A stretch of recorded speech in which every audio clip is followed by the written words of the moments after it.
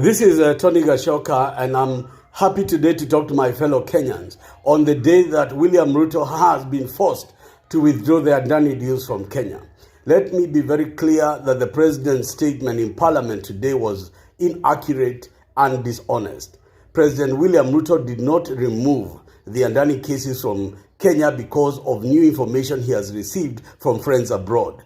The reason the cases were withdrawn is because we had formed a formidable court action against him on the basis that the Private Partnership Act is unconstitutional, the fact that he had entered into the Adani deals without public participation and without the approval of Parliament. Further to that, he had breached procurement procedure in this country, and the Adani deal was brought in through the back door in order to achieve what it had achieved in India. In India, Adani has been indicted for having paid $265 million, the equivalent of 34 billion shillings, to Indian politicians to enable a deal of $2 billion. That amounts to about 10%.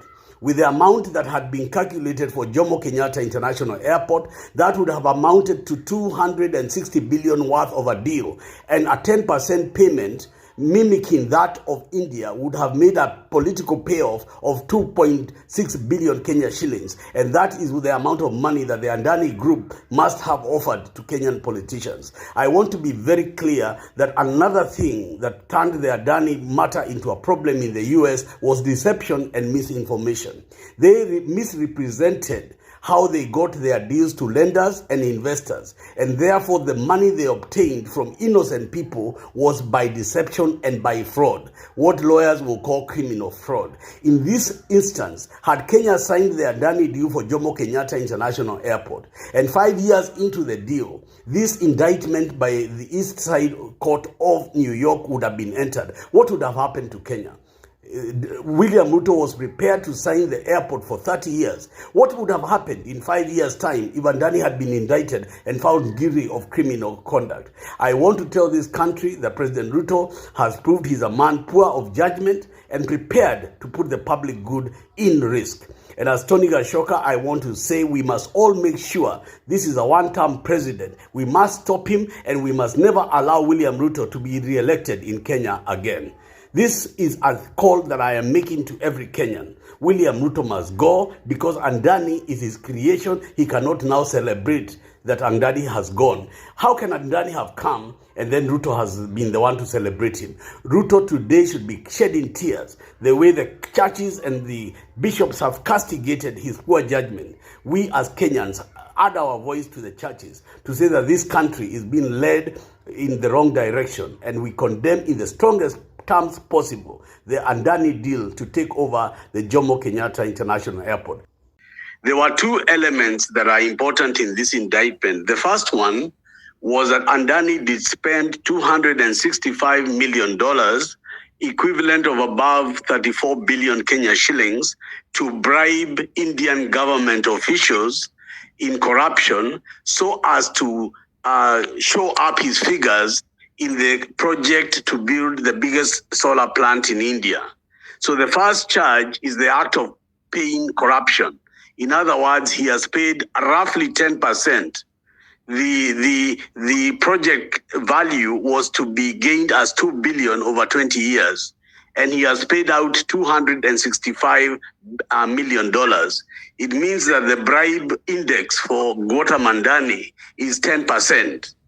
So if you were to compare the Jomo Kenyatta International deal, which is worth 268 billion Kenya shillings, then Zakayo and his cahoots in Kenya will be receiving the equivalent of 10%, which is 2.6 billion in cash.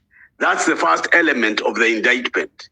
The second element of the indictment is by false pretenses given by the corrupt deeds of Adani. He did cause lenders and investors, among them US investors, to put up over $3 billion for him to do not just that project, but other projects. So he is using the false information to bring in money, whereas Jomo Kenyatta's title deed and assets would have now been collateral, and lenders would have all walked away. He would have been left with our title deed.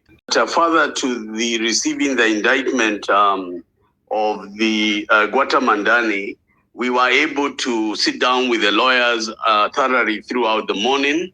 Obviously, for just to update many of the listeners, the Tony Gachoka and Adani case is coming up on the 27th of November, which is next Wednesday.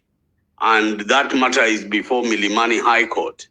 And obviously, this information coming out of New York was earth-shaking in the sense that it has brought questions about the integrity and propriety of the party of Guatemandani as a person and the entity of Adani Group as an entity.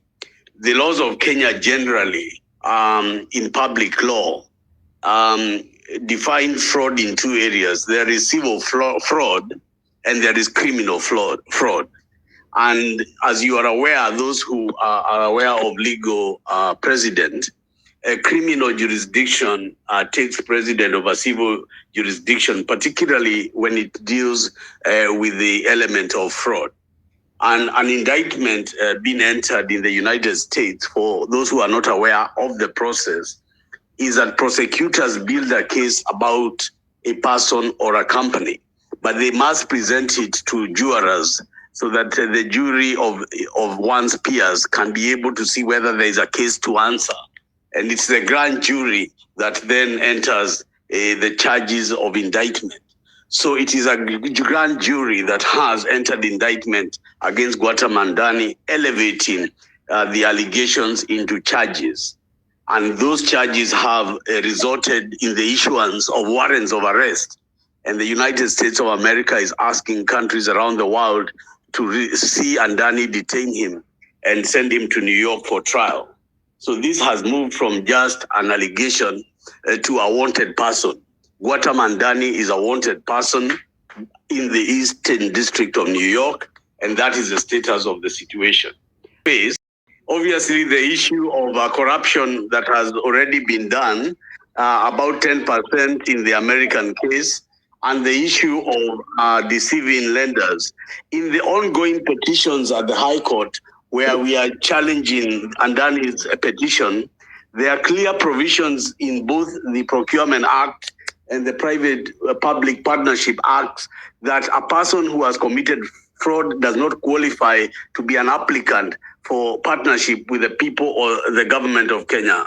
You can see that beyond the issue of the two issues that were brought out on corruption, and the issue also that was brought out in terms of deceiving lenders and investors, there is also now the issue as to whether a fraudster qualifies or does not qualify to do a partnership because he becomes a partner with the outsourcing government and public entity. So in other words, can one enter a business deal with Pablo Escobar or Guzman, El Chapo Guzman?